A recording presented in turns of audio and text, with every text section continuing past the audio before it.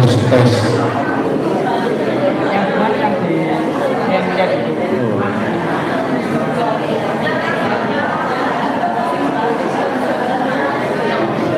Cek 1 2.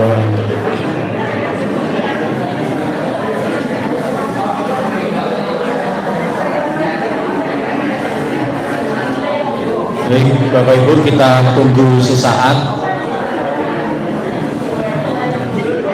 Untuk Bapak Ibu yang sudah hadir, kami persilakan untuk menempati posisi duduk di karpet yang sudah disediakan.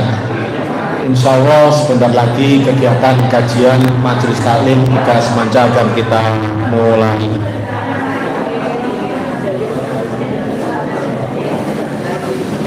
Selamat datang kepada Cak Pungki, the center of the center. Pusat. Jadi tiga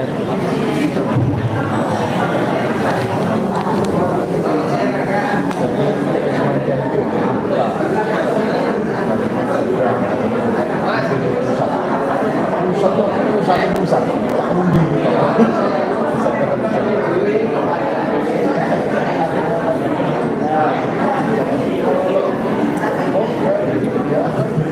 Komunitas ya Pak, ada kok pakai ya. Tahu lah, pakai manggil dulu lah, tahu lah. Ada gambar di foto.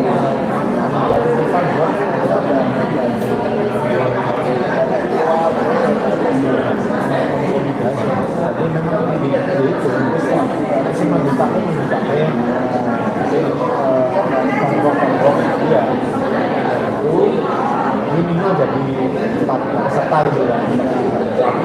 Misalnya saya disalin, teman-teman disalin. Tapi yang waktu pengurusnya ya perlu digain. Iya.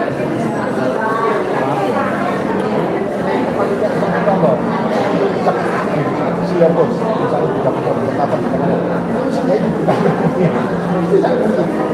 misalnya ini umumkan baru satu keputusan apa kita beli tempat kegiatan waktu tua komunikasi sedikit lagi tua pada saat itu ya untuk waktu kedua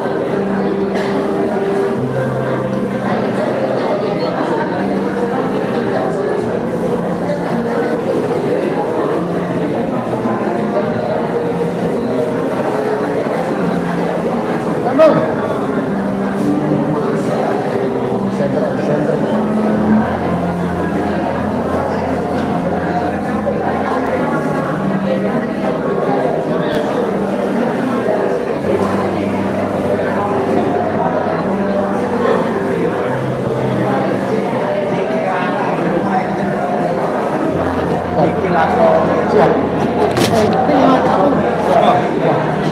Jangan takut Pak. Nyapi. Duduk. Semua membaca pun. Jangan penting ini. Kita teras. Ini teras saya. Enggak usah betul. Yes. Pokoknya nek gak ada iki gak ngaruh. Waduh. Oh, iki bapak di mana? Itu dong. Jadi iya. Nek cadoti pokoknya nek gak ada MC cadoti seri. Bapak dari air yes. Just benar jalan. Jalan. Lah kok bayar air ya. Buri ini air. Tak bersih-bersih loh. Teras. Turunnya nak arep omah. Teras. Ini kapal sebenarnya. Sampai.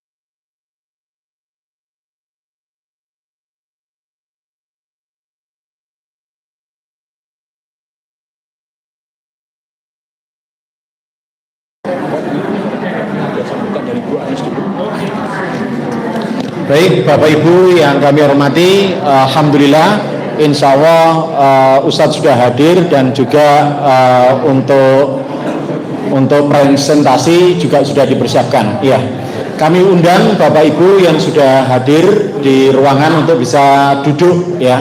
Semuanya bisa duduk menempati posisi duduk yang sudah disediakan ya. Kemudian Bapak Ibu, sebelum kita mulai ada beberapa hal yang ingin kami sampaikan. Yang pertama berkaitan dengan adab bermajelis ilmu. Jadi yang pertama tentunya pada saat majelis ilmu ini dimulai, mohon untuk Bapak Ibu diam, kemudian tidak ada yang berbicara, tidak ada yang ngobrol sendiri ya. Ini kayaknya masih ada yang ngobrol ya.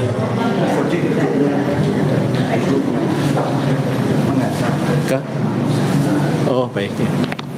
Kemudian selain yang pertama yaitu untuk duduk diam dan tenang, mendengarkan dengan seksama.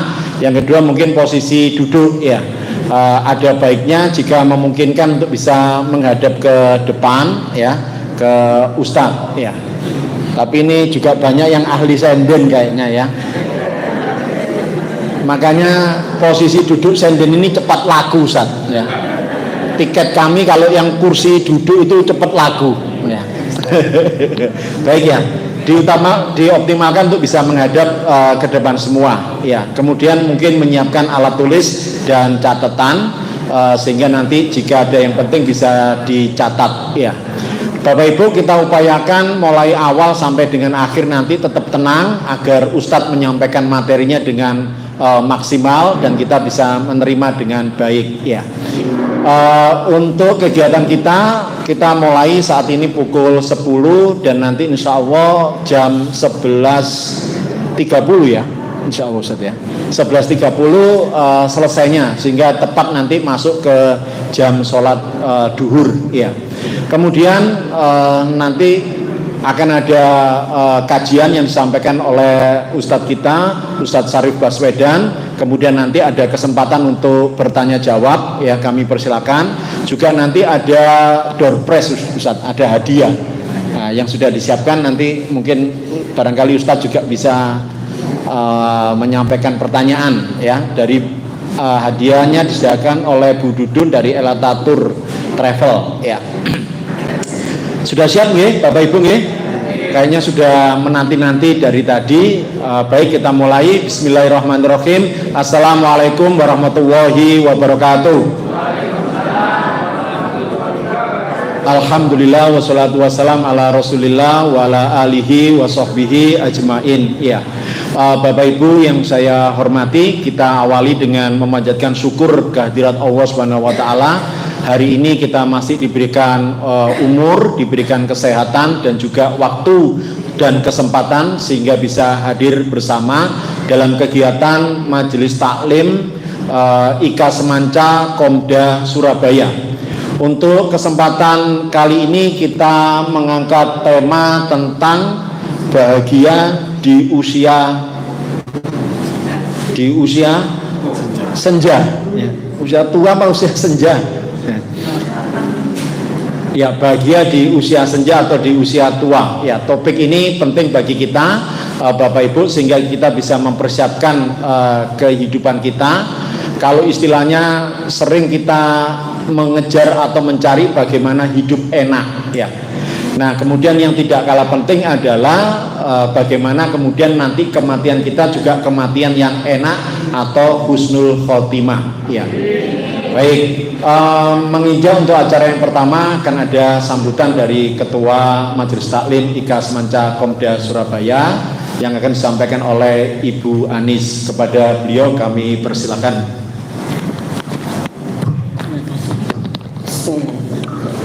Assalamualaikum warahmatullahi wabarakatuh.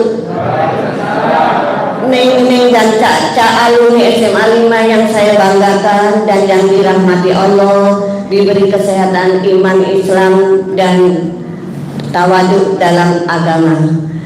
Bismillahirrahmanirrahim. Rabbi shrahli sadri wa yassirli amri wahlul 'uqdatam min lisani yafqahu qawli.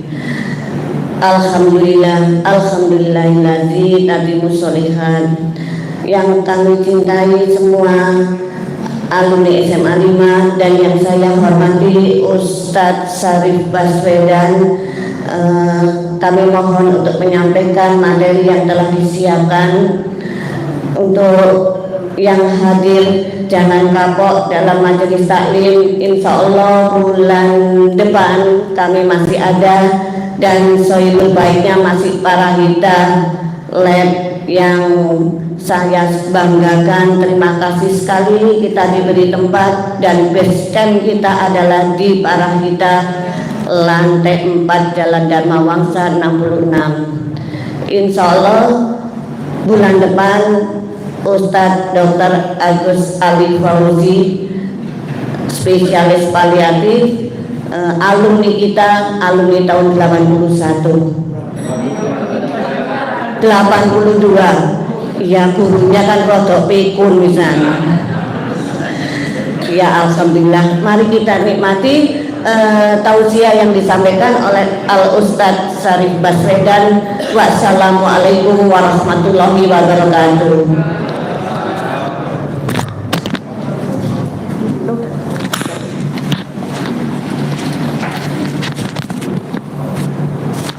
Kami sampaikan terima kasih kepada Ibu Anis selaku Ketua Majelis Taklim Kasmancar Kopda Surabaya. Bapak Ibu, langsung saja kita mulai untuk kesempatan kajian pada pagi hari ini yang akan disampaikan oleh Ustadz Syarif Baswedan Hafizahullah. Kepada beliau kami persilakan.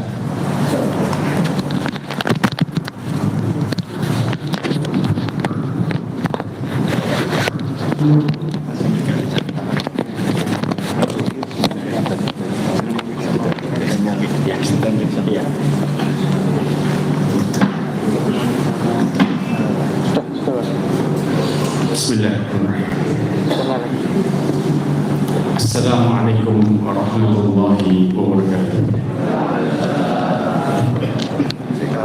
Innal hamdalillah nahmaduhu wa nasta'inuhu wa nastaghfiruhu wa nastahdihi wa na'udzu billahi min shururi anfusina wa min sayyiati a'malina. May yahdihillahu faqad muhtad wa may yudlil falan tajida lahu waliyyan mursyida. Asyhadu an la ilaha illallah wahdahu la syarika lah wa asyhadu anna Muhammadan abduhu wa rasuluh. Qala Allah Ta'ala fi kitabihil karim, a'udzu billahi minasyaitonir rajim. Ya ayyuhalladzina amanu taqullaha haqqa tuqatih wa la tamutunna illa wa antum muslimun. Saya tekan alhamdulillah. Saya tambahkan Allah Subhanahu wa Ta'ala di waktu yang Allah Subhanahu wa Ta'ala berikan Allah masih mengumpulkan kita untuk belajar, karena hidayah itu datang bersamaan dengan kesempatan belajar. Kalau ternyata nggak ada waktu belajar, ini yang bahaya. Sampai Nabi Sallallahu Alaihi Wasallam pernah mengatakan, "Mayuridillahu bihi khairan yufaqihu fid din." Dan siapa yang Allah kehendaki kepada hamba-Nya kebaikan, maka Allah akan pahamkan agamanya. Dengan cara apa? Dikasih kesempatan untuk belajar sampai kapan? Begitu kita mulai masa kita untuk belajar, mulai sibuk, berarti tanda kita dijauhkan dari kebaikan yang sebenarnya. Makanya mulai kita ada di sana. Bahkan jangan salah, apakah kemudian orang belajar itu ada masanya? Jawabannya enggak ada. Sampai kapan tuh? Ya, selama dalam konsep kita masih nyawanya masih berada di badan, maka pada dasarnya kita diperintahkan untuk terus belajar. Nah, kita kalau berbicara tentang permasalahan masa tua ini, ada fase hidup yang Allah Subhanahu wa Ta'ala berikan kepada kita semua. Apa itu fasenya? Yang pertama, Allah mengatakan dalam surat Al-Mu'minun ayat 67. Di sebelum poin pertama ada di situ. Sebelum di atasnya, di atas sebelum poin pertama.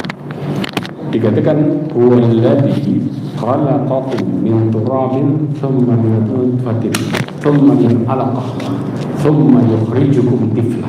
Di sini Allah Subhanahu wa taala menjelaskan ada 4 fase sebenarnya.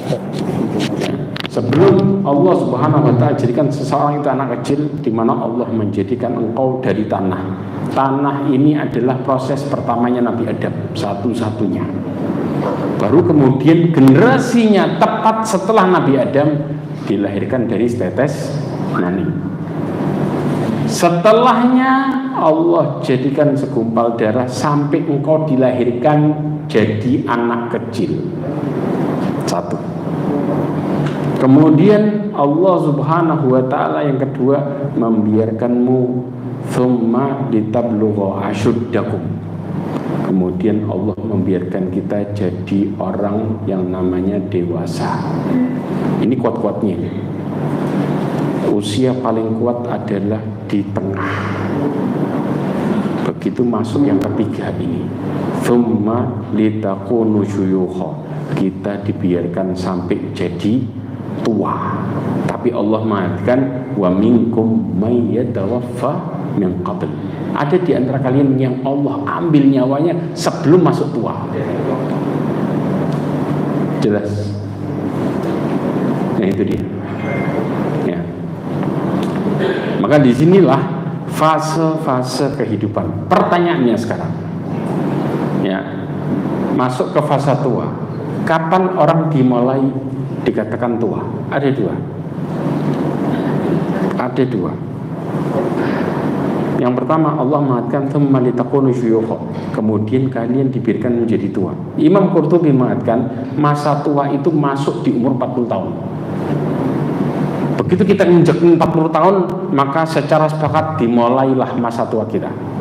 Makanya kadang-kadang ya, badan kita mulai terjadi kerewelan umur berapa? 40 ke atas. Betul apa enggak? Mulai muncul efek samping, ya, kanan kiri keluar macam-macam. Tapi Allah kasih peringatan yang kita nggak sadar. Di mana Allah Subhanahu wa taala menjelaskan, kata Allah Subhanahu wa taala dalam surat Yasin, ya, wa man nu'ammirhu nunakkishu fil khalq. Barang siapa yang kami panjangkan umurnya, kami kembalikan dia kepada kejadian awalnya. Berarti begitu masuk masa tua, Allah buat kayak pertama di hidup awalnya, kayak anak-anak.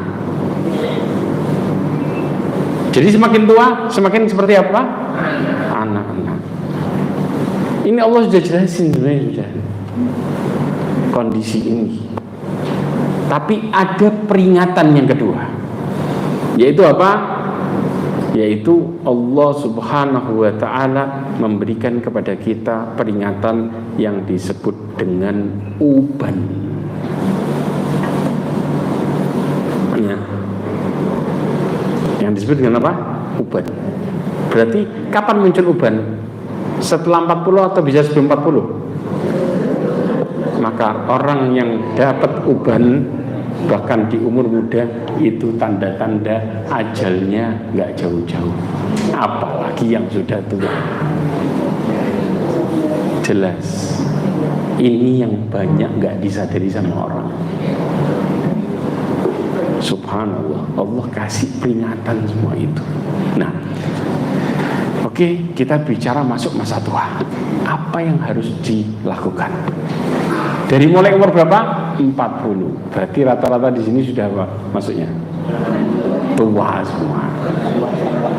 Jadi nggak ada lagi yang bisa ngaku sebagai orang muda. Karena rata-rata sudah 40 ke atas ya? Apa ada yang 40 ke bawah? Ah, Masya Allah. Kayaknya masih 30 kelihatannya Pak ya? Masya Allah. 38? Masya Allah. Kurang sedikit berarti. Oke, kita masuk ke usia senja. Poin pertama, antum masukin poin pertama. Ya, yang pertama, seorang yang di masa tua harusnya bertambah usia tambah taat, bukan tambah usia tambah lupa. Kesalahan besar. Karena sering difenomen hidup kita ini, orang kalau taat sama Allah tapi umurnya diambil sama Allah cepet-cepet, berarti itu orang baik. Betul apa enggak nih? Banyak yang berpikir seperti itu kan? Iya, pikiran itu salah. Manusia yang terbaik di sisi Allah yang paling banyak dipanjangkan umurnya, tapi paling taat. Ini yang benar. Makanya Nabi SAW pernah ditanya oleh seorang Badui dengan mengatakan, ya Rasulullah, ayyun nasi khairan, manusia yang paling baik itu yang bagaimana? Maka kata Rasulullah, man ta'ala umruhu wa hasuna amal. Barang siapa yang panjang umurnya dan yang paling baik amalnya. Kenapa Nabi SAW menjelaskan masalah ini? Pada prinsipnya seperti ini. Nanti saya jelasin bagaimana konsep kita beramal. Sebelum masalah ini, ada penjelasan. Pernah kejadian seorang sahabat Nabi SAW melihat ada 2 orang masuk Islam bareng. 2 orang masuk Islam bersamaan. Kemudian di antara 2 orang ini ada 1 orang yang ibadahnya biasa, yang 1 orang ibadahnya rajin. Saking rajinnya yang 1 orang ini, kemudian dia sampai perang mati syahid. Sudah? Yang 1 orang ibadahnya biasa, tapi dia mati setelah orang yang rajin ibadah ini setahun setelahnya. Berarti lebih panjang berapa lama? Setahun saja. Paham konsep ini? Tiba-tiba si sahabat ini bermimpi. Sampai mimpinya diceritakan Nabi SAW. Kemudian sampai kata Rasulullah, apa yang buat engkau kagum? Dan kalau kira-kira kita ngelihat dari konsep ini, kira-kira yang masuk surga duluan yang mana? Yang biasa aja atau yang lebih rajin ibadahnya? Apa alasan yang biasa aja? Nah, yang masuk surga duluan ternyata yang biasa aja, karena ternyata lebih panjang amalnya setahun. Cuman lebih panjang setahun. Maka sahabat ini mengatakan kepada Nabi SAW, kok bisa? Sampai cerita ini viral, sampai orang-orang pada kagum semua, kaget, kok bisa? Maka Rasulullah SAW mengatakan, min ayyi ta'jabun, min ayna ta'jabun, dari perkara apa yang engkau kagum, kaget? Maka kata Rasulullah SAW, bukankah yang satu lebih banyak tahajudnya? Bukankah yang satu mendapati Ramadan lebih banyak lagi? Sehingga amalan yang setahun ini bisa ngalahin orang yang mati syahid. Maka orang yang paling beruntung adalah yang paling panjang umurnya dan yang paling manfaat hidupnya. Itu yang paling beruntung dibanding dengan orang yang meninggal duluan tapi dia rajin ibadah, bisa jadi yang ini masuk surga duluan. Karena yang Allah lihat semakin banyak amalnya dan semakin manfaat hidupnya. Di posisi Allah panjangkan umur seseorang. Makanya bersyukur kalau sudah banyak dapat bonus. Apalagi di sini banyak bonusnya ini sudah. Ya, banyak yang 60 ke atas kan. Subhanallah. Harusnya kita tambah semangat. Muncul pertanyaan, loh Ustaz, kalau saya baru sadar di posisi sekarang bagaimana? Nanti ada jawabannya juga.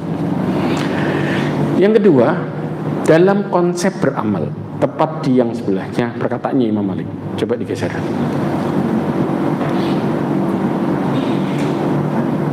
Di bawah, bukan di atas, bawah.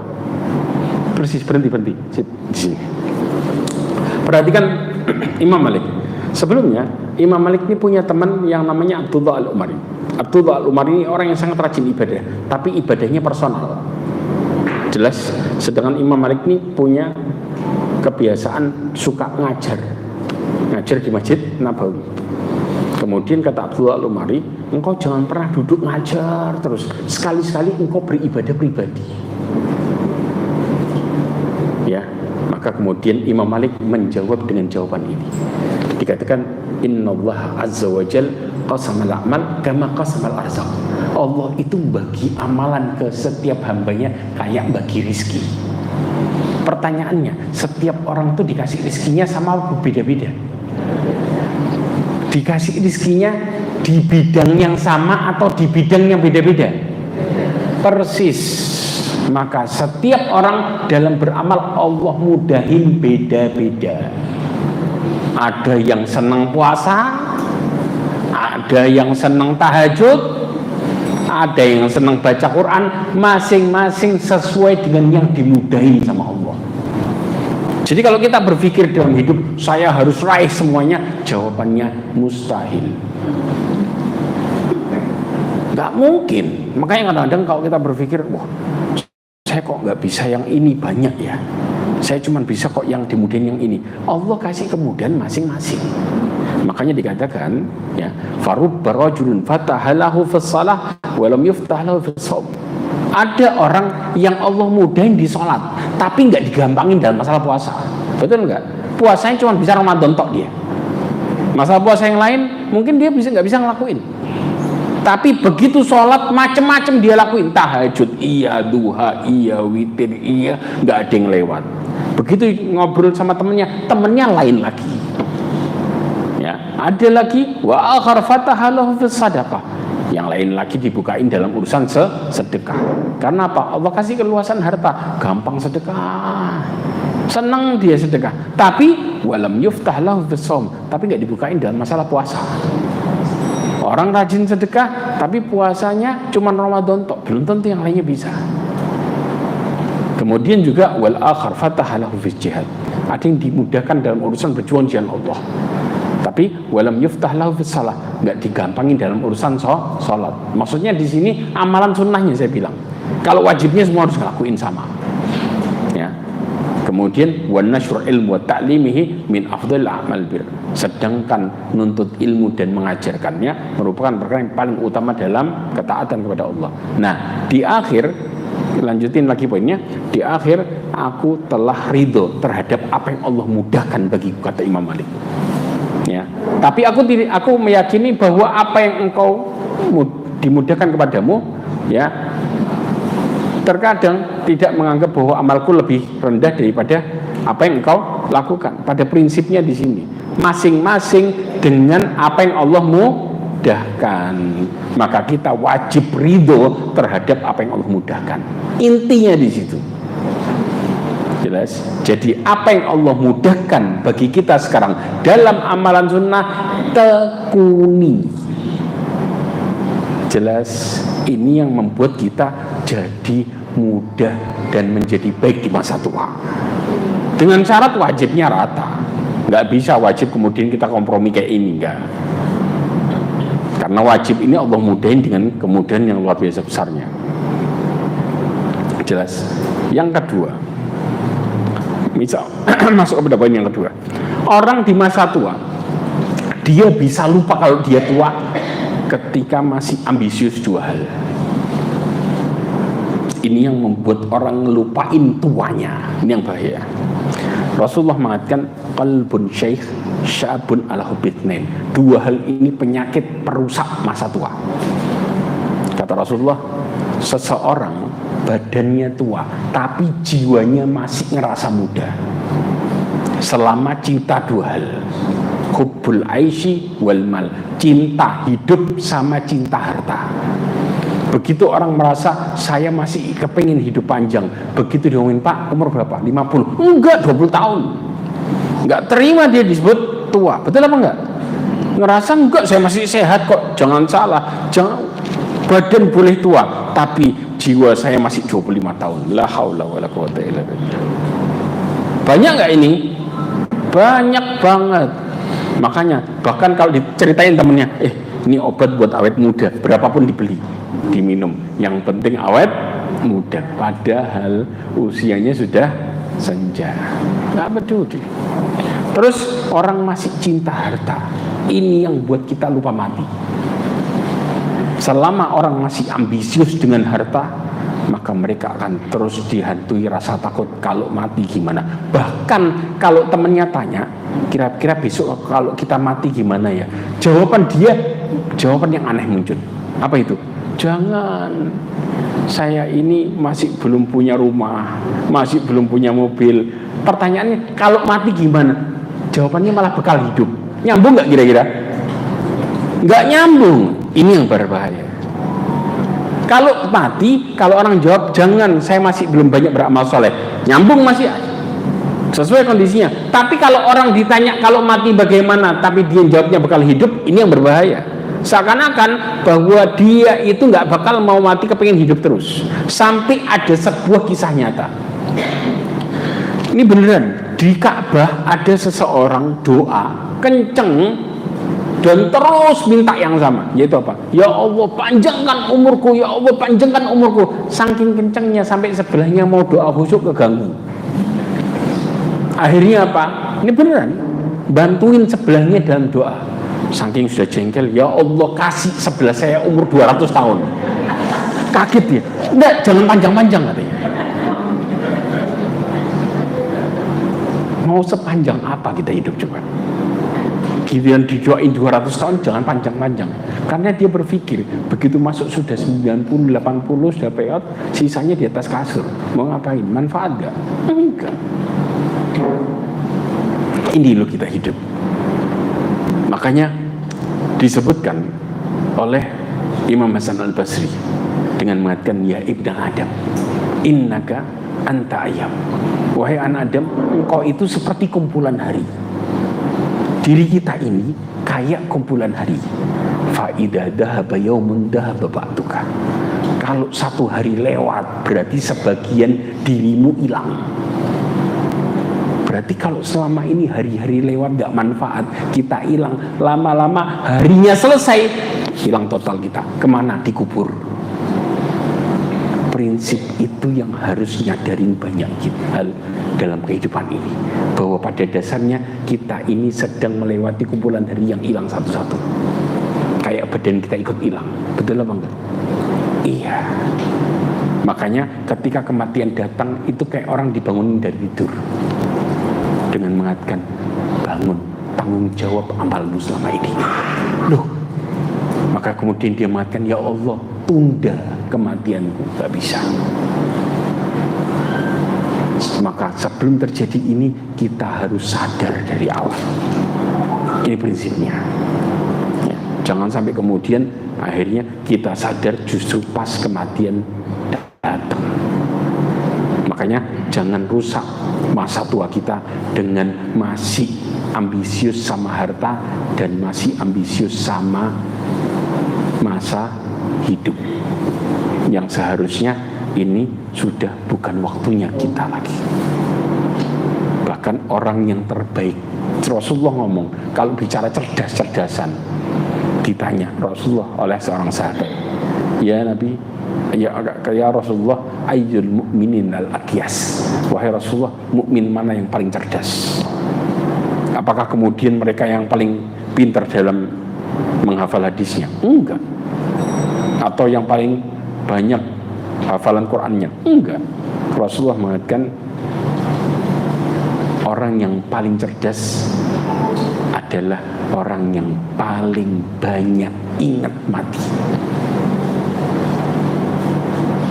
Di mana man aktsar limauti dzikran wa ahsanuhum lima ba'dahu isti'dadan ulaika humul aqyas. Dan yang paling terbaik mempersiapkan kematiannya itu yang cerdas. Sering kadang-kadang kita ini mendapatkan permasalahan dalam hidup, mulai kita kendor dalam ibadah. Betul apa enggak?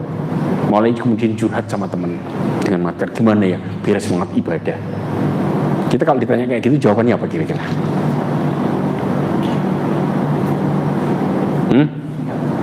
Betul. Begitu kita cerita sama teman ini, ya contoh, gimana pendapatmu kalau besok kita mati? Langsung yang tadinya buntu di kepalanya lancar semuanya. Kalau saya besok mati ya sekarang saya harus tobat, saya harus memperbaiki diri. Kenapa kok nggak dari awal kita mikir kayak gitu? Betul apa enggak? Jadi mati itu ngingetin kita buat langsung secara otomatis untuk memperbaiki diri. Makanya kenapa Rasulullah mengatakan itu orang cerdas. Karena begitu orang lupa mati, jadi orang yang kayak nggak tahu apa-apa. Mau hidup bingung, besok mau ngapain juga bingung, hidupnya berantakan. Gara-gara lupa mati. Seakan-akan seperti Allah hukum dia. Begitu dia lupa sama kematiannya. Dan benar, Dikatakan oleh Al-Imam Mudaqqaq mengatakan man nasiyal maut uqiba bi thalathati asya. Orang yang lupa mati dihukum dengan 3 hal. Pegang ini baik-baik. 1, ya, ta'jilut taubah, dia bakal nunda tobatnya. Begitu ingat lupa mati langsung nunda tobat. Begitu tanya kapan berubah, nanti. Maka orang yang ngomong nanti ini menunjukkan dia ngerasa umurnya masih panjang. Naudzubillah min dzalik. Jelas. Yang kedua, tarkur ridho bil kifaf, dia bakal meninggalkan ridho terhadap apa yang Allah kasih. Semua yang Allah kasih ngerasa nggak cukup. Itu orang yang lupa mati. Kok segini, kok cuman ini, macam-macam kondisinya. Dan yang ketiga, buat takasul fil ibadah, males ibadah gara-gara lupa mati. Jelas sekarang ini yang bahaya. Yang ketiga poinnya adalah Allah benci orang sudah tua tapi masih pendosa. Malah apa? Pendosanya parah lagi. Dosa di posisi dosa yang sangat besar. Ya. Di poin yang ketiga, Nabi SAW mengatakan dalam hadis yang diriwayatkan Muslim nomor 172 disebutkan salah satu la yukallimuhumullahu yaumal qiyamah. Orang yang model kayak gini Allah kasih 4 hukuman sekaligus. Pegang ini baik-baik, lihat baik-baik. Yang pertama 3 golongan. 1, Allah nggak bakal ajak bicara mereka di hari kiamat. 1. Yang kedua, wala yuzakihim, Allah nggak bakal membersihkan kesalahannya di hari kiamat, nggak bakal dimaafin. Yang ketiga adalah wala yanturu ilaihim, Allah nggak bakal lihat sama sekali, lirik aja nggak. Padahal dari kiamat orang itu butuh pertolongan. Saking butuhnya matahari, kata Nabi SAW, didekatkan dengan jarak 1 mil, 1,6 kilo. Masing-masing akan keluar keringatnya sesuai dengan dosanya.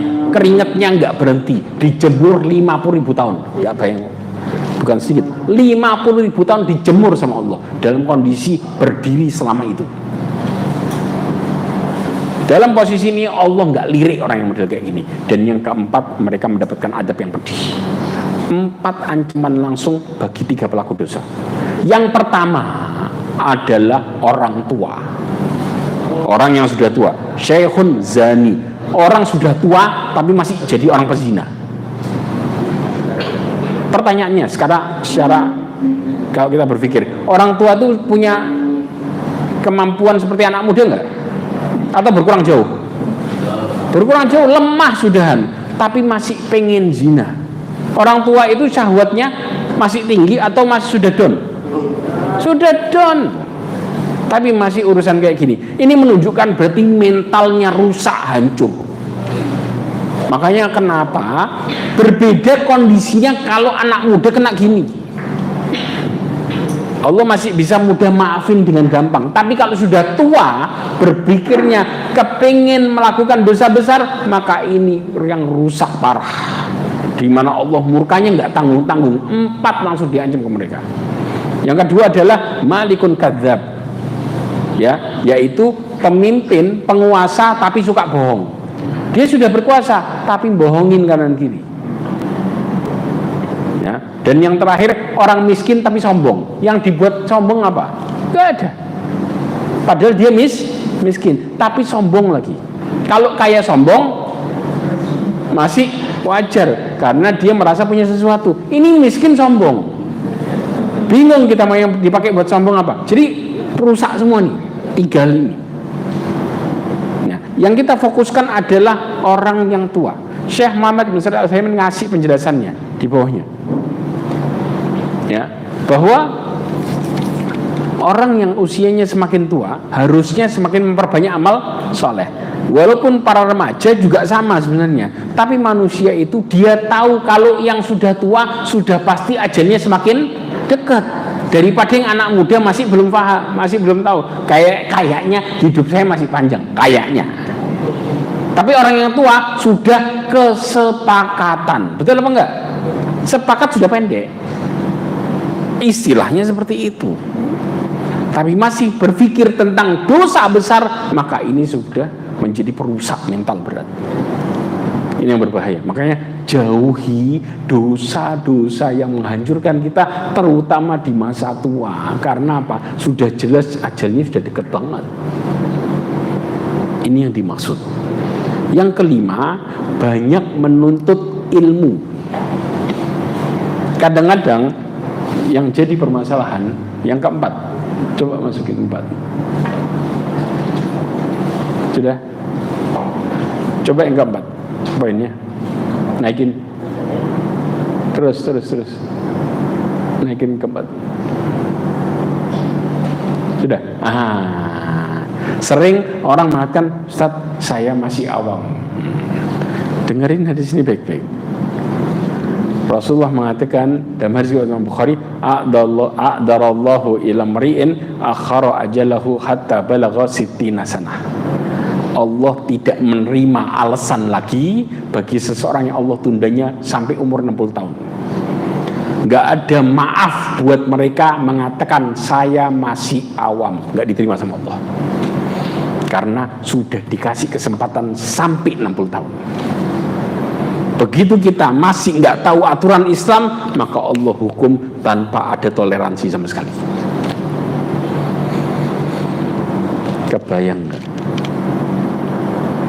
Nah, terus yang saya harus amalkan apa? Para ulama mengatakan aturan ilmu ngikutin aturan amalnya.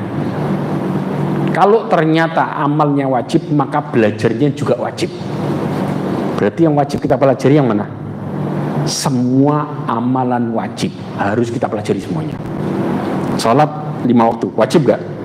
Wajib. Tapi kalau sholat duha wajib gak? Enggak. Jadi kita harus mempelajari amalan wajib tadi sebagaimana hukumnya. Kalau kita mempelajari sholat duha, hukumnya apa? Ngikutin hukumnya. Kalau hukumnya sunnah, maka pelajarinya juga sunnah. Tapi kalau ternyata amalannya hukumnya wajib, haji wajib gak? Puasa wajib gak? Zakat wajib, maka kita harus belajar yang wajib ini semuanya. Dan tidak ada maaf bagi yang umurnya sudah 60 tahun. Ya, jadi gak ada argumen lagi, ya Allah saya masih belum tahu. Gak ada. Tetap kena hukum. Ini konsepnya. Dan subhanallah, ternyata manusia itu di hadapan Allah nilainya seperti barang tambang. Pertanyaannya, nilai barang tambang ini sama apa beda-beda? Antara emas sama berlian, mana yang lebih tinggi? Berlian. Ya. Antara perak sama permata, mana yang lebih tinggi? Permata. Sama, kita di mata Allah ini berbeda-beda kondisinya. Yang menentukan apa? Rasulullah mengatakan an-nasu ma'adin. Manusia itu kayak barang tambang. Ya. Khiyarukum fil jahiliyah, khiyaruhum fil Islam idza fuqihu. Mereka di masa jahiliyah jadi orang terbaik. Bisa juga di masa Islam jadi orang terbaik, tapi dengan satu syarat, kalau paham agama. Begitu kita paham agama, maka Allah akan naikkan derajat kita. Kenapa? Karena orang yang paham agama, mereka punya alasan dalam setiap ibadah. Beda dengan orang yang kemudian menjalani agama cuman sekedar ngikut. Maka keraguannya lebih dahsyat lagi dibanding dengan orang yang paham. Betul apa enggak? Kita ini kalau ibadah, ini benar atau enggak, gara-gara cuman sekedar apa? Ngikor aja. Begitu cuman sekedar ngikut tapi enggak tahu ilmunya, maka setan paling gampang goda. Dihancurin amal kita sampai habis gara-gara nggak tahu ilmunya. Ini yang bahaya. Makanya di posisi ini yang jadi permasalahan, umur 60 nggak ada maaf, nggak ada lagi ngomong apa saya masih awam. Makanya kenapa kita harus memperbaiki, karena hisab itu akan datang sesuai dengan bagaimana kondisi kita menjalani hidup ini. Semua bakal ditanya yang jadi masalah. Bukan kemudian ditanya di waktu khusus saja, tapi semua dari bangun tidur sampai tidur lagi, semua adalah pertanggungjawaban. Betul nggak? Yang nggak dihisap pas kita tidur nggak dihisap kita. Tapi begitu bangun, maka hisap itu berjalan. Ini prinsipnya. Kemudian yang kelima, semakin memperbanyak ingat mati akan membuat kita semakin menjadi orang yang sadar. bahwa hidup ini hal yang berharga untuk negeri akhirat. Kita kalau ditanya, orang kalau sudah mati harapannya apa? Tahu nggak? Ali bin Abi Thalib pernah ngomong. Kata Ali bin Abi Thalib, suatu saat dia datang ke kuburan buat memberikan nasihat buat dirinya sendiri sama buat banyak orang.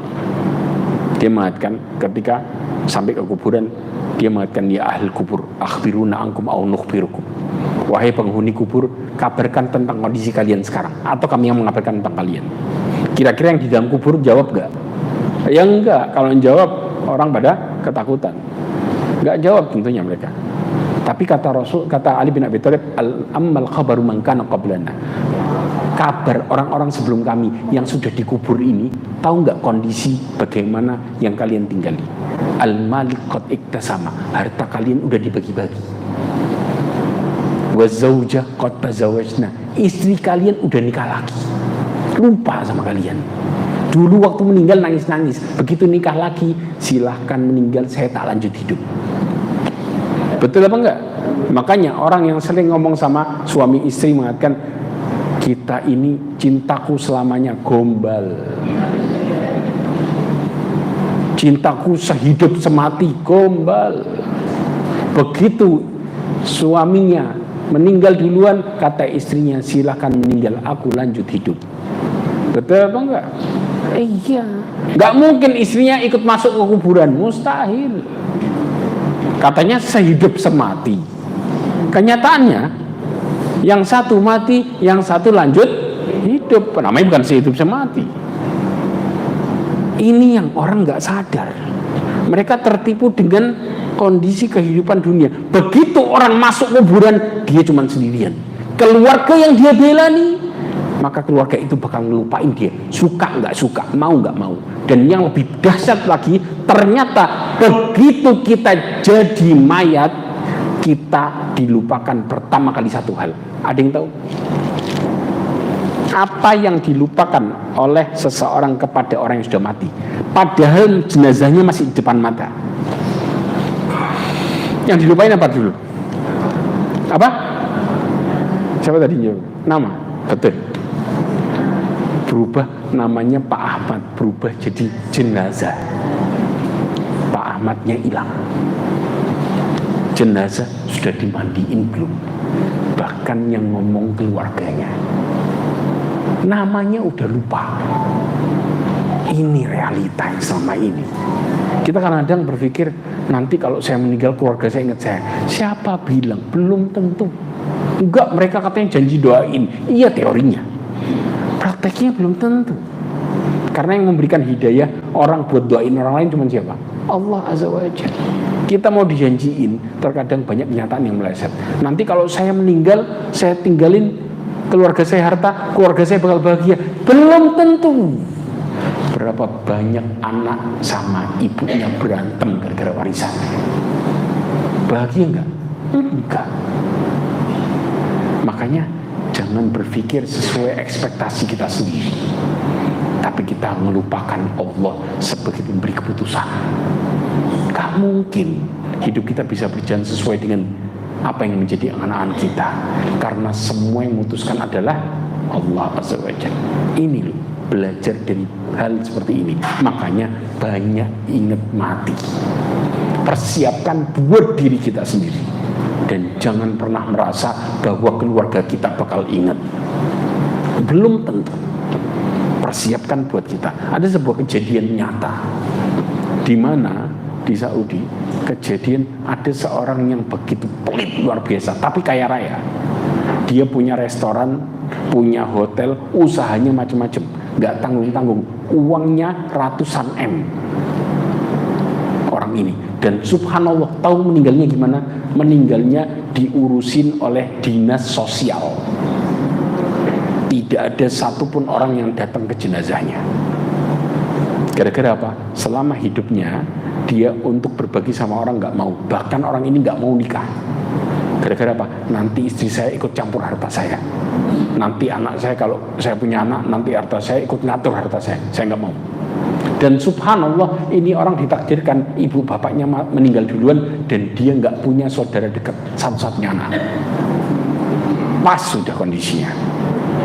Suatu saat dia meninggal dunia dan nggak ada orang yang kenal, pegawainya nggak datang.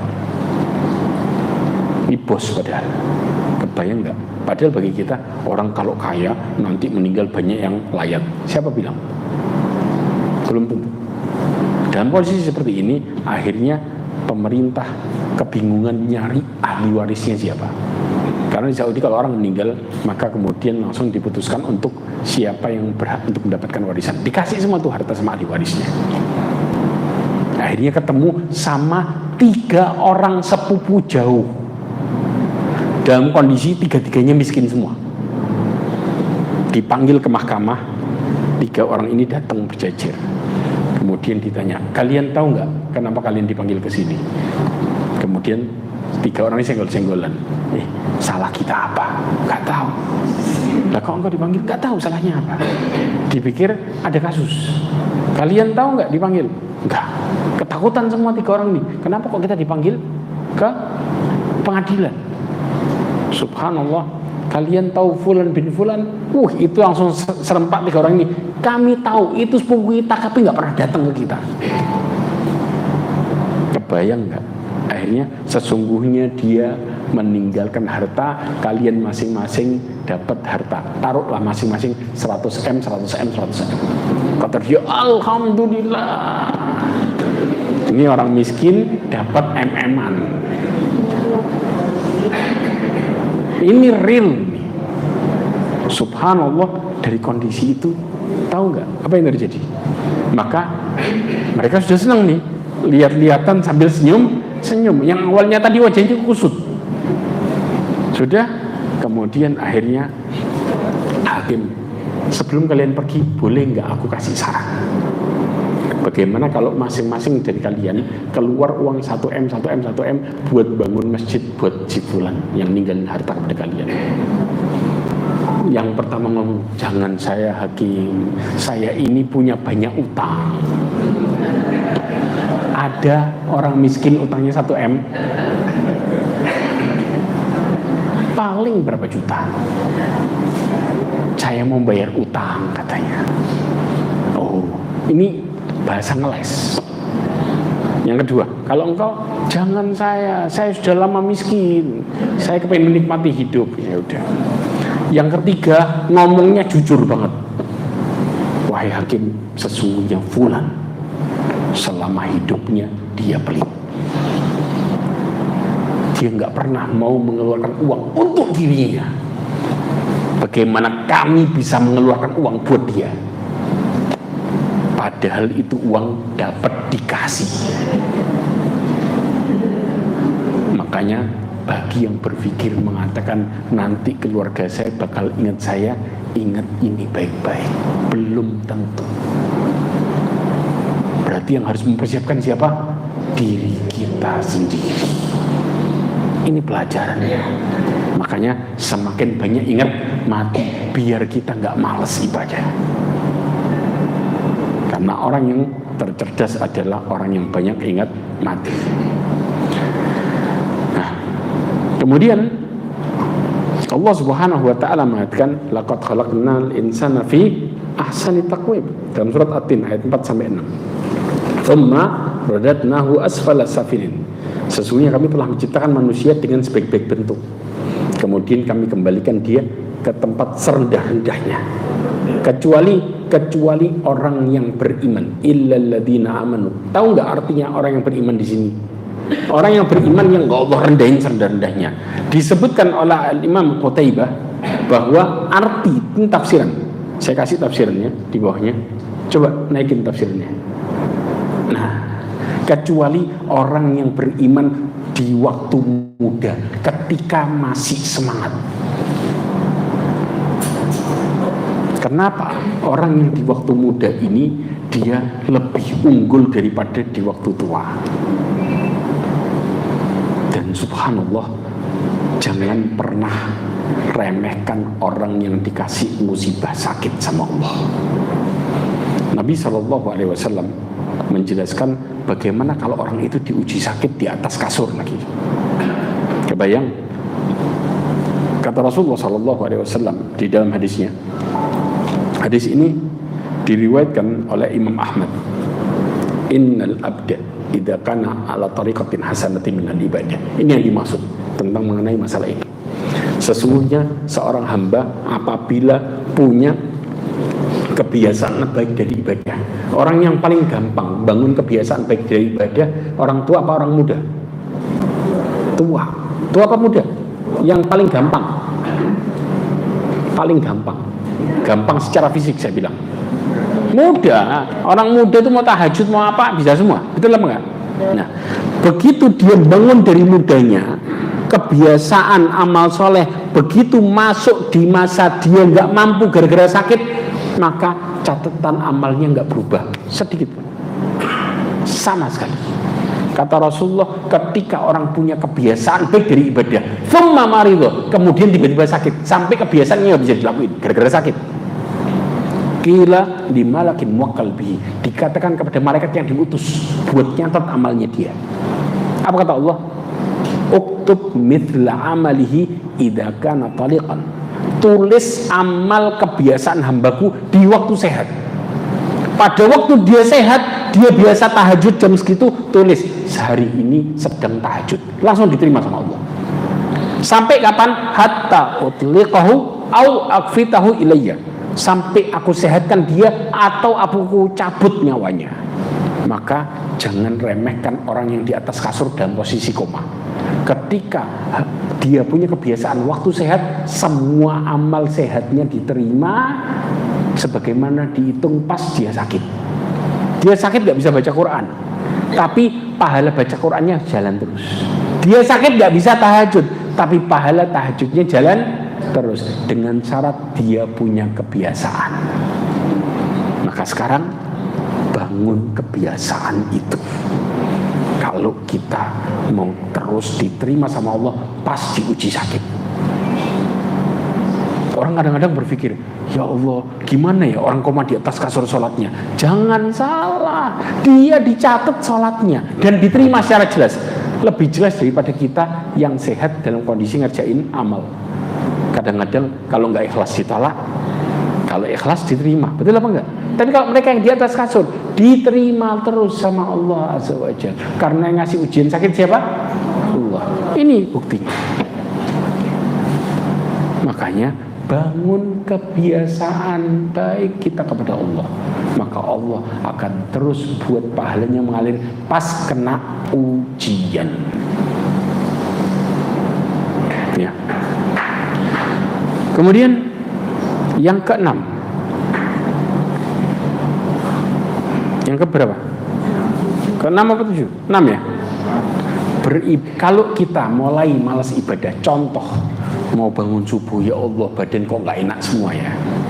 Buat semangat, maka bayangkan kalau tiba-tiba kita dicabut nyawanya gimana? Itu langsung bangun kita. Karena ternyata Rasulullah menjelaskan motivasi orang untuk bisa kembali semangat adalah ingat kalau ajal sudah dekat.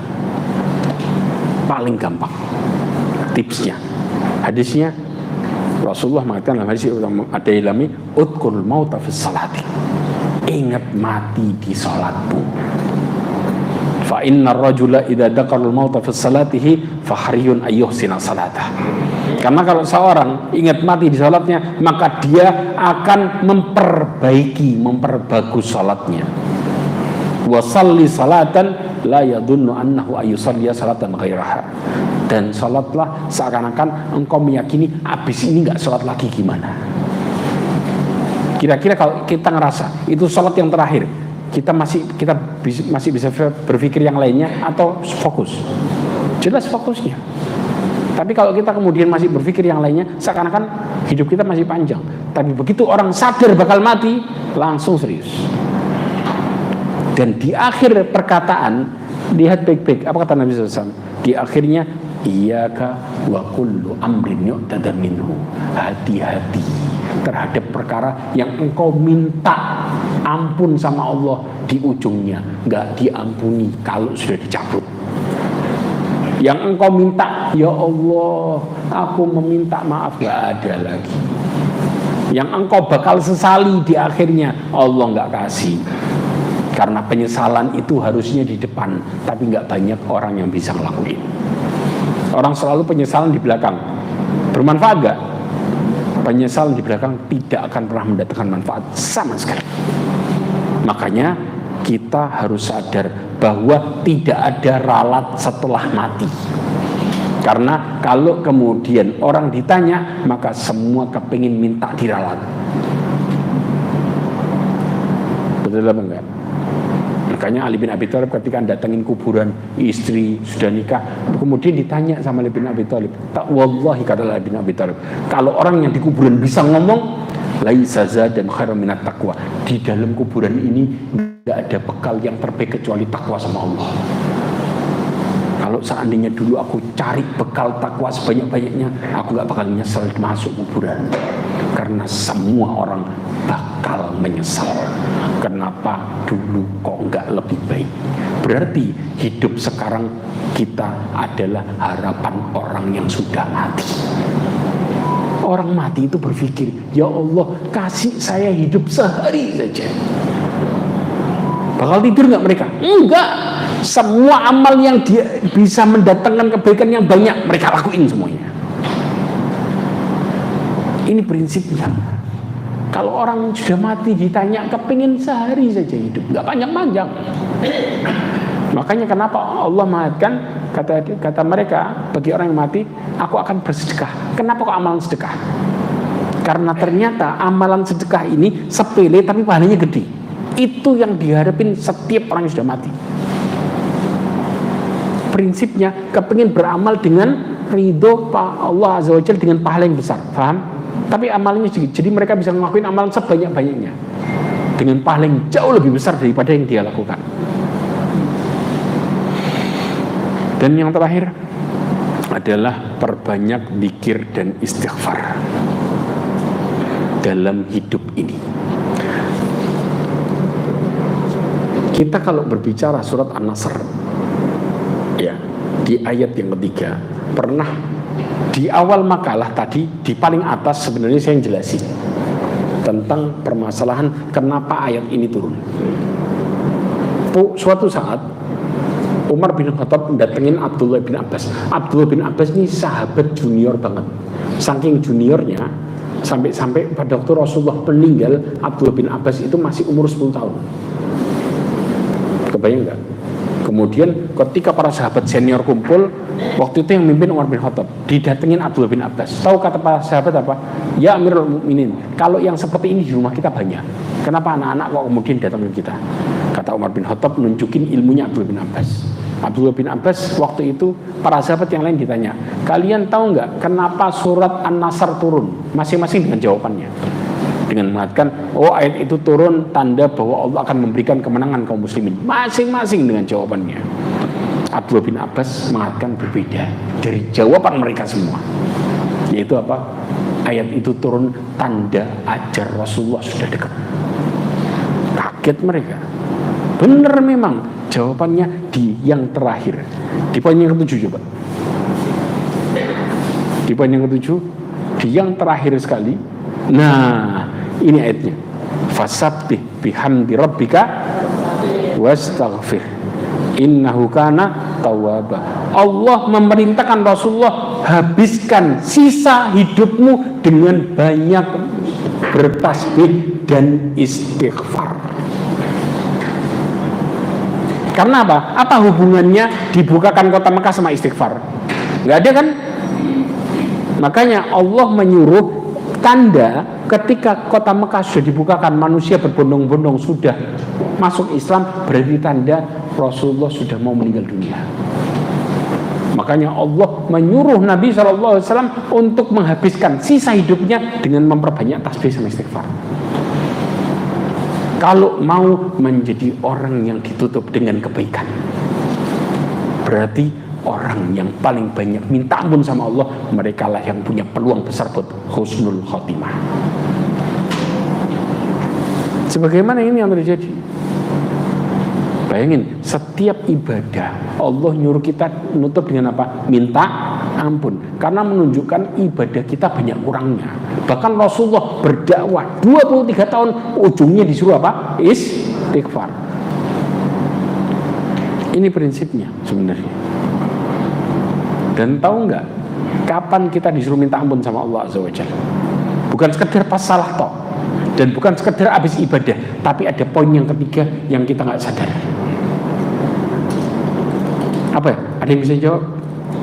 Kapan Allah nyuruh kita minta ampun sama Allah? Yang pertama, jelas pada waktu kita salah, itu jelas. Yang kedua, jawabannya ini, setelah beramal soleh disuruh istighfar karena banyak kurangnya. Jelas. Yang ketiga, ada yang bisa jawab gak? Ada 3 hal, dan kita pasti nggak nyangka, yaitu setelah dikasih nikmat disuruh minta ampun. Ya Ustaz, apa hubungannya dikasih nikmat sama disuruh minta ampun? Karena kita ini banyak lupa bersyukur sama Allah. Buktinya doa keluar kamar mandi, doanya apa? Apa doanya? Ghufranaka, artinya apa? Ampunanmu ya Allah. Hubungannya apa? Keluar kamar mandi tiba-tiba kita disuruh minta ampun sama Allah. Nikmat yang paling banyak dilupain. Kita di kamar mandi bisa mengeluarkan nikmat bukan? Tapi kita anggap sepele atau besar? Sepele banget. Makanya Allah nyuruh keluar minta ampun. Ghufranaka ya Allah. Gak kita sadarin titik ini. Makanya Rasulullah disuruh minta ampun sama Allah SWT. Kenapa? Setelah ibadah ujung-ujungnya minta ampun sama Allah. Habis sholat ucapan dikir pertama kita apa? Astaghfirullah. Karena nunjukin di sholat kita banyak salahnya. Makanya orang yang paling banyak istighfarnya, mereka adalah yang paling beruntung. Karena begitu orang banyak istighfar, Allah mudahkan urusannya dia, dan Allah mudahkan ketaatannya dia. Karena penghalang urusan kita sama Allah adalah dosa. Jelas? Faham? Wallahu a'lam bishawab. Makanya Nabi SAW memperbanyak di akhir hidupnya dengan membaca doa ini di rukuk sama di sujudnya. Coba naikin lagi, naikin. Di poin yang ke-7 ini. Oh, berhenti. Nah, itu dia. Apa doanya? Subhanakallahumma Rabbana wa bihamdika Allahumma firli. Setelah Allah memerintahkan untuk banyak bertasbih dan istighfar, Rasulullah baca doa ini pas di rukuk sama di sujud. Betul apa enggak? Ini kan ya. Subhanakallahumma Rabbana wa bihamdika. Maha suci Engkau ya Allah, Rabb kami, pujian untukmu, ampuni aku. Ini namanya gabungin antara tasbih sama istighfar. Ini prakteknya. Oke. Mungkin kalau saya terusin lagi jadi daurah ini, karena waktunya mepet mungkin. Ya. Ya. Ada pertanyaan? Masya Allah. Monggo. Di bagian belakang. Ya. Monggo.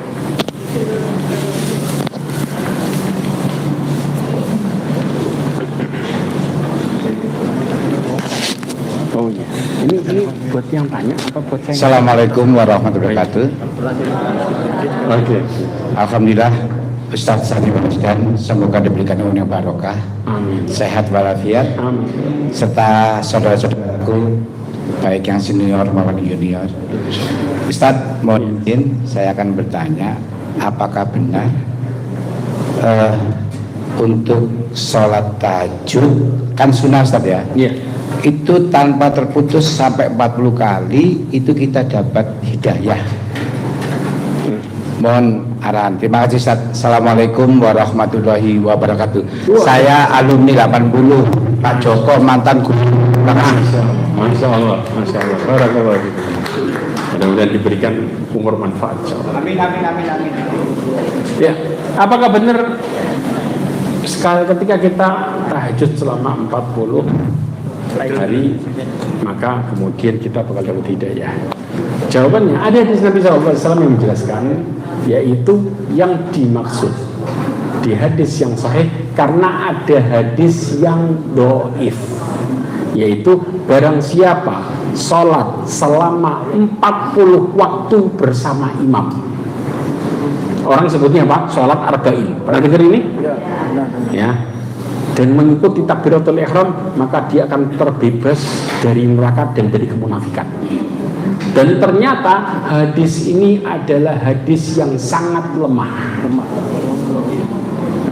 Yang sahih adalah barang siapa yang sholat 40 hari bersama imam, bukan tahajud tapi sholat wajib,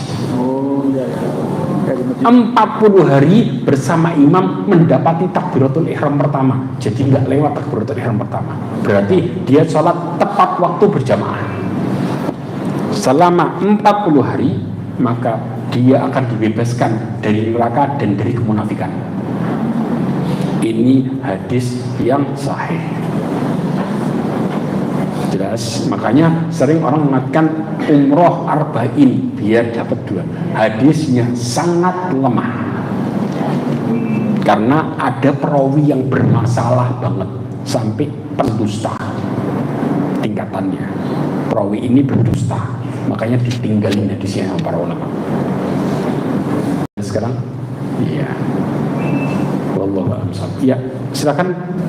Ya, Assalamualaikum warahmatullahi wabarakatuh. Waalaikumsalam warahmatullahi wabarakatuh. Tadi ada hadis mengatakan Allah tidak akan menerima argumen kepada seseorang yang Allah tunda hingga umurnya mencapai 60 tahun. Masya Allah. Kemudian kalau seorang pejabat ya sejak awal dia korupsi terus, hidupnya enak terus, membunuh orang Islam banyak ya. Kemudian dia tobat ya. Umurnya sudah lebih dari 60 sekarang misalnya. Dia tobat. Tadi disebutkan kalau sudah di atas 60, kalau kita di Rasulullah mengajarkan kita untuk tobat dan tasbih terus sehingga diampuni Allah. Bagaimana ini kalimat yang tidak menerima argumen dan yang tobat ini? Apakah tobatnya diterima? Ustaz, terima kasih. Ini pertanyaannya Masya Allah. Saya hampir lupa jelasin masalahnya. Coba masuk di poin yang terakhir, kisahnya Fudail ibn Iyad. Coba di scroll. Saya kasih di halaman yang terakhir. Naikin apa? Turunin sampai yang terakhir.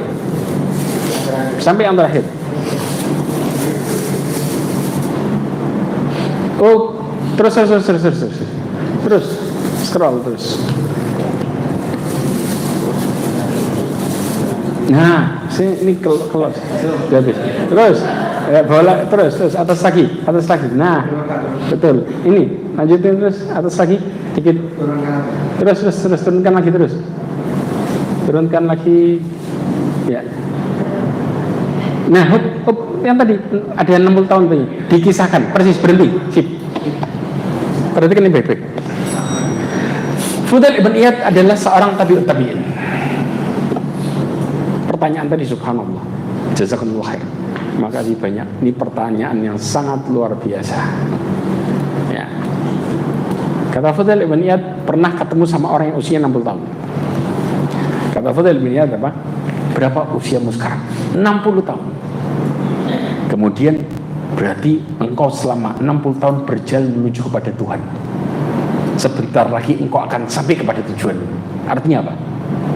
Mati. Maka orang ini kaget dengan mengatakan inna lillahi wa inna ilaihi raji'un. Kemudian Fudail ibn Iyad, ini seorang ulama, tapi dia sangat begitu tawadhu'nya. Ulama yang begitu terkenal dengan begitu banyak, dan dia seorang hakim di zamannya. Ya, hakim itu nggak main-main, ilmunya nggak tanggung-tanggung. Dia harus memiliki hafalan hadis yang begitu banyak dan ahli hukum. Ya, akhirnya dia mengatakan, engkau tahu nggak artinya? Maka kata orang tua ini, tolong jelaskan kepada saya. Nah, coba di scroll. Anda menyatakan terus naikin lagi sampai berhenti. Ya, engkau mengatakan innalillah, kita ini milik Allah. Maka orang yang mengatakan kita ini hamba Allah, kita akan kembali kepada Allah. Dan orang yang meyakini bahwa kita ini adalah hamba Allah dan kita akan kembali kepada Allah, dia seharusnya menyadari bahwa dia akan berdiri di hadapan Allah Azza wa Jalla. Jelas? Dan orang yang meyakini dia bakal berdiri di hadapan Allah, dia harusnya sadar bahwa dia bakal ditanya. Dan orang yang akan ditanya, dia harus mempersiapkan jawabannya. Berarti selama ini kita hidup lagi cari apa? Jawaban. Kalau jawaban kita salah, larinya kemana? Kalau jawabannya benar, larinya ke surga. Pertanyaannya, sudah punya jawaban belum kita semua? Nah kalau belum, terus sampai kapan kita nggak punya jawaban? Jelas. Makanya kita lagi nyari jawaban. Kemudian orang ini bingung, dia sudah umur 60 tahun, persis jawaban tadi. Pertanyaan tadi mengatakan gimana terus? Maka lalu bagaimana jalan keluarnya? Di perkataan yang terakhir, scroll, ya itu yang terakhir saja. Nah, sampai kata para ulama, kalau ini bisa ditulis pakai tinta emas, ditulis pakai tinta emas. Dan ini benar.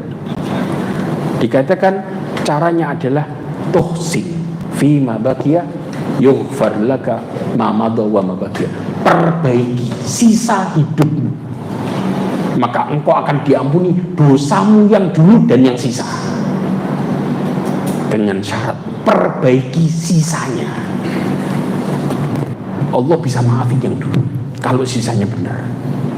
Tapi wa in asa'ta fi ma baqiya ukhitta bima madha wa ma baqiya. Tapi kalau engkau memperburuk sisa hidupmu, justru sisanya tambah buruk, maka Allah akan hukum dosamu yang dulu dan yang sisa.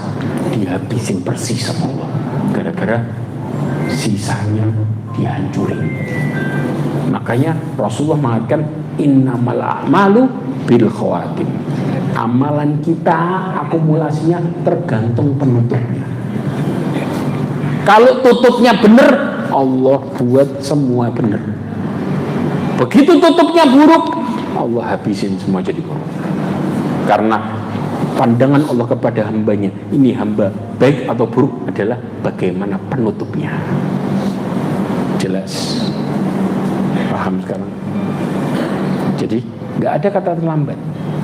Jawabannya adalah perbaiki sisanya. Masya Allah. Jazakumullah khairan. Makasih banyak pertanyaannya. Ini memang yang mau ingin saya jelasin, tapi subhanallah kelupaan.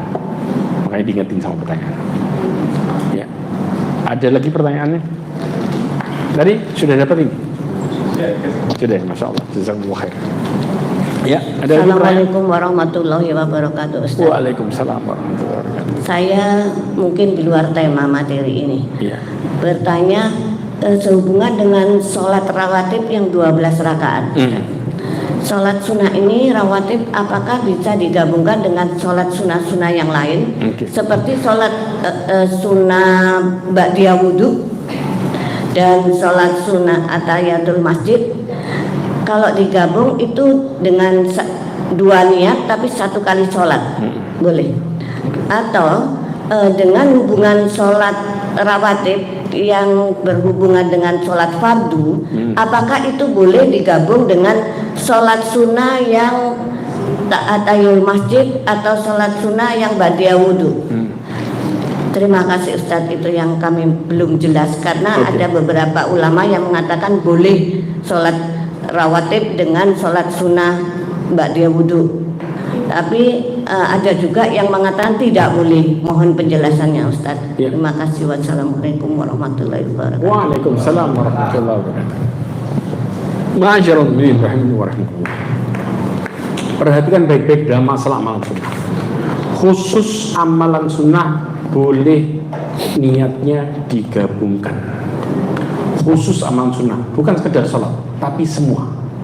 Contoh puasa, pas kita ya kepingin puasa Ayyamul Bid tapi hari Senin, Saya mau puasa Ayyamul Bid sama plus puasa Senin Kemis dengan satu puasa. Ini para ulama semua memperbolehkan karena khusus untuk amalan sunnah. Sholat contoh, kita masuk masjid sekalian, saya mau sholat sunnah qobliyah subuh, tapi dengan satu kali melakukan dua niat, ini diperbolehkan. Tapi Syekh Saleh Fauzan, seorang ulama Saudi, mengatakan pahala yang lebih besar kalau dilakukan sendiri-sendiri. Pahalanya lebih besar.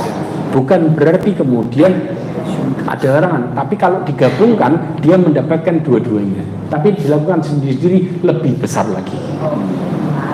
Jelas sekarang? Paham kondisinya? Wallahu a'lam bishawab. Ya. Ada lagi pertanyaan? Masya Allah. Bismillah. Ustaz, Ya. saya pernah mendengar hadis bahwa ada suatu kaum yang beramal terus-menerus seakan-akan dia itu akan menjadi penghuni surga. Oke. Tapi di akhir hidupnya hanya sedikit amalan yang jelek, akhirnya dia menjadi Penghuni neraka. Ya. Dan sebaliknya, Oke. ada hadis yang sebaliknya, Oke. kata-kata gitu, Ustaz. Oke. Mohon penjelasannya, Ustaz, dan tentang keistiqomahan kita dalam beribadah hingga husnul khotimah. Ya. Hadis yang antum maksud bukan masalah tentang permasalahan amalnya ternyata sedikit. Enggak, justru sebaliknya. Jadi gini, kata Nabi SAW, wa rajulun ya'malu bi amil ahli jannah. Ada seseorang yang melakukan amal ahli surga di awal hidupnya. Paham? Hatta ma bainahu wa bainaha illa dira. Sampai antara dia sama surga tinggal sejengkal lagi. Ya. Fayasbiqu alaihi kitab, maka kitab mendahulunya, takdir mendahulunya. Fayamalu bi amali ahli nar fayadkhuluha. Di ujung hidupnya malah melakukan amalan ahli neraka. Kemudian malah Allah masukin ke neraka. Padahal awalnya melakukan amalan ahli surga. Paham? Nanti saya jelasin di akhirnya. Yang kedua, Rasulullah menjelaskan di sambungan hadis ini, wa rajulun ya'malu bi amalin ahli nar. Di awal seseorang melakukan amalan ahli neraka, maksiat, dolim, macam-macam sudah. Ya, hatta ma bainahu wa bainaha illa dira. Sampai antara dia sama neraka tinggal sedikit lagi. Artinya dia mati posisi itu masuk neraka dia. Fayasbiqu ahli kitab, maka kitab pun mendahulunya, takdir mendahulunya. Fayamalu bi amali ahli jannah. Justru di ujung hidupnya tobat, melakukan amalan ahli surga. Kemudian fayadkhuluha, maka dia masuk ke surga. Muncul pertanyaan mungkin di awal hadis, betul apa enggak? Yang hadis yang potongan yang kedua kita paham kondisi ini. Yang potongan pertama, ternyata hadis ini ada riwayat yang lain yang melengkapinya, di mana Rasulullah menjelaskan fima yura bihin nas, yang dia melakukan amalan ahli surga yang dilihat orang. Pertanyaannya, niat dan hatinya tahu nggak orang?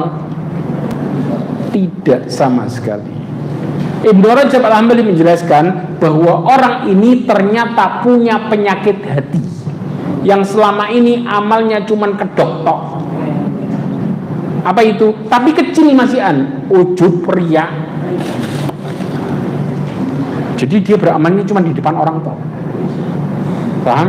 Sum'ah, macam-macam, tapi kecil. Kata Ibnu Rajab Al-Hambali, suatu saat penyakitnya bakal menampakkan aslinya dia. Terutama pas di ujung hidup, siapa dia sebenarnya. Begitu keluar aslinya, langsung putar balik. Makanya antum tadi tanya istiqomah, betul. Karena yang Allah nilai bukan apa kata orang, tapi yang Allah nilai adalah bagaimana hati kita aslinya. Itu yang Allah lihat. Makanya Allah menghukumi sesuai dengan apa? Niat kita ke siapa? Ke Allah Azza wa Jalla. Persis. Dan tahu nggak penghuni neraka pertama? Ada yang bisa jawab? Ustaz, pengajar ilmu, Ustaz. Siapa? Pengajar ilmu atau Ustaz? Pengajar ilmu. Ulama. Salah satunya. Ada 4. Hadis Nabi SAW menyebutkan, dan semua ini disebutkan dalam Bukhari Muslim, di kitab Arba'in Nawawi ada. Ya, siapa dia? 1, orang yang mati syahid, penghuni neraka pertama kali. Bayangin. Yang kedua, orang yang pengajar ilmu alias ulama. Yang ketiga, ahli baca Quran. Yang keempat, ahli sedekah. 4 penghuni neraka pertama. Yang nggak paham di sini tanda tanya gede. Betul apa enggak? Lah kok amal gede kenapa jadi penghuni neraka pertama? Bukan orang kafir, tapi 4 meri.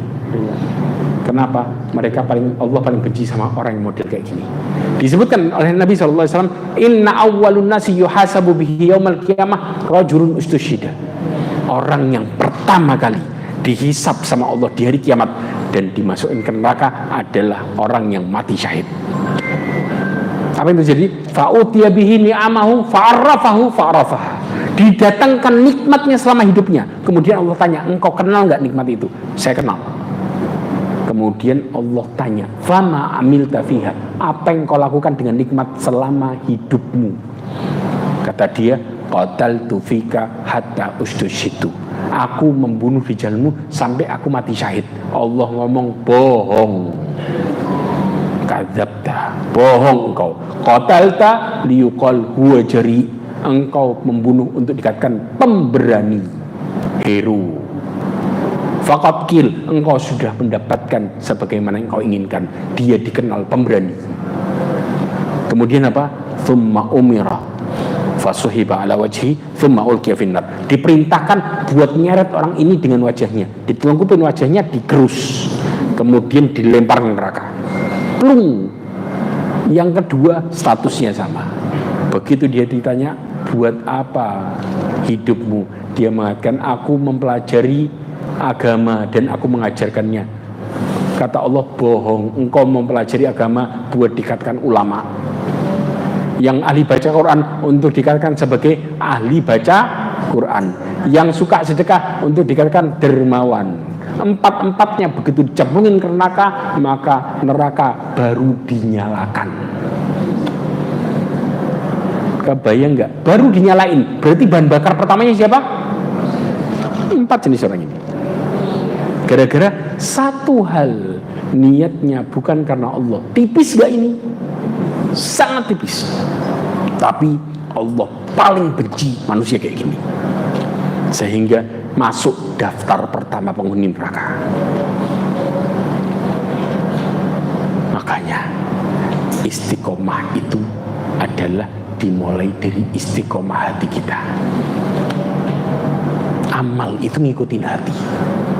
Kalau hati kita kelempeng, amal apa kata hati? Dan ternyata kata Nabi SAW mengatakan dalam hadisnya, ya, Rasulullah menjelaskan tidak akan pernah badan istiqomah sampai istiqomah hatinya, dan tidak akan pernah istiqomah hati sampai istiqomah lisannya. Berarti hati ngikutin apa? Lisan kita. Begitu orang kata-katanya buruk, jelek, ya, maka hatinya gambarin sama. Hati-hati ini.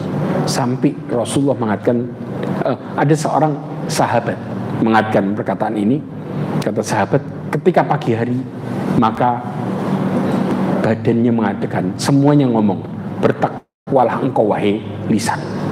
Ketika engkau lurus, kita juga ikut lurus semuanya. Namun ketika engkau bengkok, nyeleweng, kita juga ikut nyeleweng. Dimulai dari mana? Lisan kita, gambarin aslinya kita. Ya, orang kadang-kadang kalau omongannya sudah nggak bisa dipegang, kira-kira hatinya sama nggak? Persis. Makanya minta sama Allah. Kata Rasulullah, fas'alullah ayyujaddida imanakum.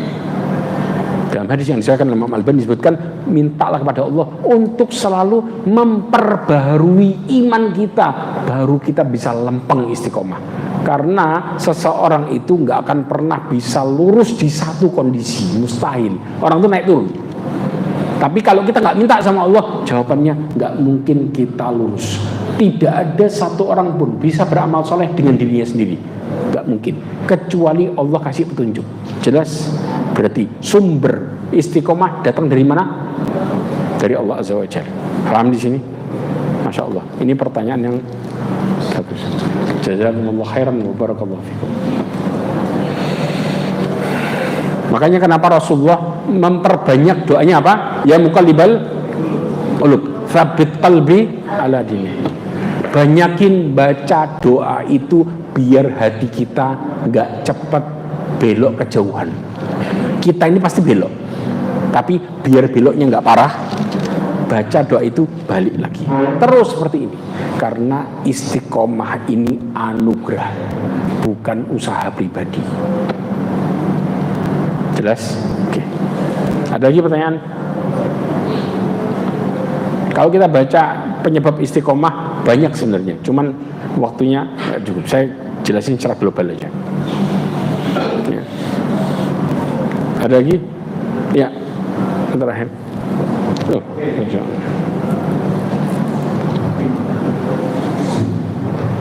Ustaz, saya bertanya, kita disarankan untuk segera bertobat karena umur kita masih diberi kesehatan. Iya.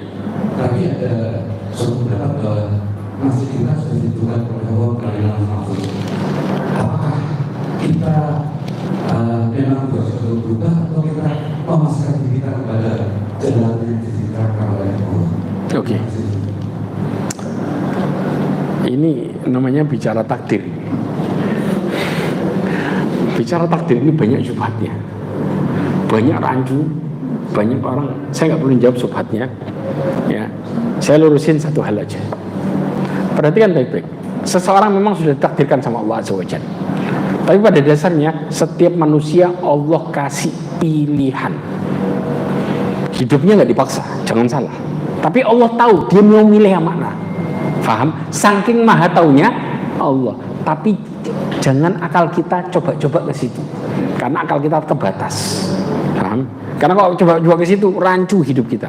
Walaupun banyak bantahan yang kemudian bisa menyanggah perkataan ke arah situ semuanya. Intinya gini, satu hadisnya kata Rasulullah, kullun muyassar lima khuliq. Setiap orang dimudahkan sebagaimana yang Allah takdirkan. Begitu kita mulai nyeleweng, maka ada satu hal yang bisa merubah takdir, yaitu apa? Doa. Hamba yang cerdas begitu mulai nyamping, maka segeralah berdoa. Sebagaimana Rasulullah menjelaskan, tidak ada yang bisa merubah takdir kecuali doa. Maka jawabannya, jangan pasrah dengan mengatakan kalau saya sudah ditakdir buruk ya sudah, mau apa? Gak bisa. Gak bisa. Ada di antara kita kemudian mengatakan masuk neraka gak apa-apa. Ada yang bisa ngomong kayak gitu? Gak mungkin. Gak mungkin.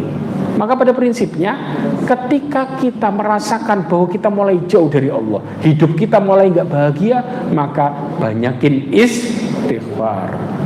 Tobat langsung sama Allah, jangan nunggu nanti. Karena pada dasarnya saya sering ngasih pertanyaan kepada orang-orang dengan mengatakan, ketika engkau dijurhatin sama temen dengan mengatakan aku punya masalah ini, aku punya masalah itu, aku punya masalah ini, sampai kira-kira dia ngomong 20 masalah, nggak ada yang selesai sama sekali. Kira-kira pertolongan pertamanya apa? Kalau kita mengenal apa? P3K ya. Orang itu kalau kena luka jebret, pertolongan pertamanya kira-kira diapain? Ya kan? Nah ini pertolongan pertama bagi orang yang penuh masalah. Nah, apa yang tadi jawab? Masya Allah. Maka kasih tahu ke orang itu, silahkan tobat. Silahkan tobat. Sebenarnya kalau ada di kita kasih. Tapi kalau silahkan tobat. Kenapa tobat? Karena begitu Allah ampuni dosa kita, Allah bukain semua jalan yang buntu di awal. Sebagaimana Allah Subhanahu wa taala mengatakan dalam surat Al-Baqarah ayat 268. Allah katakan wallahu ya'idukum maghfiratan minhu wa fadla.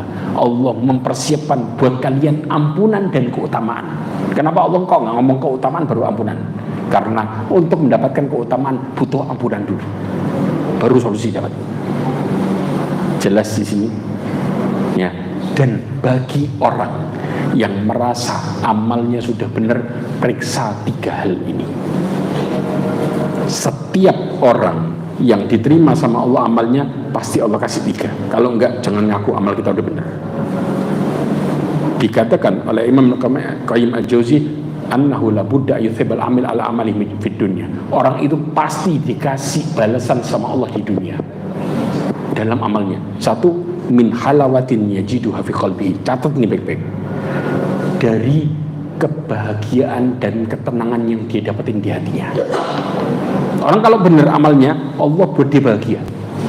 Tapi begitu amal kita ngaku benar dan hati kita sengsara, jawabannya dirimu tertolak. Pasti, nggak ada kompromi. Karena Allah tampakkan bagaimana urusan kita sama Allah dengan kehidupan dunia yang nyata. 2, wa quwwati insyirah. Allah kasih besarnya kebahagiaan hidup. Jelas? 3, wa qurrati ainin. Allah berikan kesejukan pandangan hidup. Ngelihat keluarga taat semua sama Allah. Ngelihat masalah, oh Allah kasih saya pahala kalau saya sabar. Ngelihatnya enak terus. Dia memahami hidup ini dengan baik. Itu balasan di dunia bagi orang yang diterima amalnya.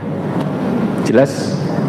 Fa'in lam tajid, kalau engkau tidak mendapati 3 hal ini, fa'amaluhu madkhul, maka amalnya tertuduh. Berarti ketuduh nggak diterima. Paham sekarang? Oke. Mungkin cukup insya Allah. Ya, masya Allah. Nggak ada mak, nggak ada hadiah lagi ya? Insya Allah. Sudah habis. Ya Allah. Pas ya. Jazakumullah khairan wa barakallahu fikum. Mudah-mudahan Allah memberikan kita anugerah hidup ini bermanfaat, dan mudah-mudahan Allah jadikan akhir hidup kita husnul khatimah, dan mudah-mudahan Allah jadikan hidup kita semua berkah dunia dan akhirat. Amin. Subhanakallahumma bihamdika asyhadu an la ilaha illa anta astaghfiruka wa atubu ilaik wa akhiru da'wana alhamdulillah. Assalamualaikum warahmatullahi wabarakatuh. Baik, kami sampaikan terima kasih kepada Ustaz Muslimin, Jazakallahu khairan, dan juga terima kasih kepada Bapak Ibu semua yang sudah hadir. Jazakallahu khairan. Semoga apa yang telah kita terima, nasihat-nasihat dari Ustaz bisa kita terima dengan baik dan bisa kita amalkan dalam kehidupan sehari-hari. Sebelum ditutup, ada beberapa info. Yang pertama, insya Allah kegiatan ini diadakan secara rutin sebulan sekali. Bagi Bapak Ibu yang ingin mendapatkan info terkait kegiatan majelis taklim tingkat semanca Pemuda Surabaya bisa bergabung di WA Group PH. Dan kemudian juga dari pengurus sudah menyampaikan apabila Bapak Ibu ada kelangkaan rezeki bisa berpartisipasi dalam bentuk infak, baik berupa uang maupun juga dalam bentuk konsumsi-konsumsi yang akan dibagikan pada saat kegiatan kajian.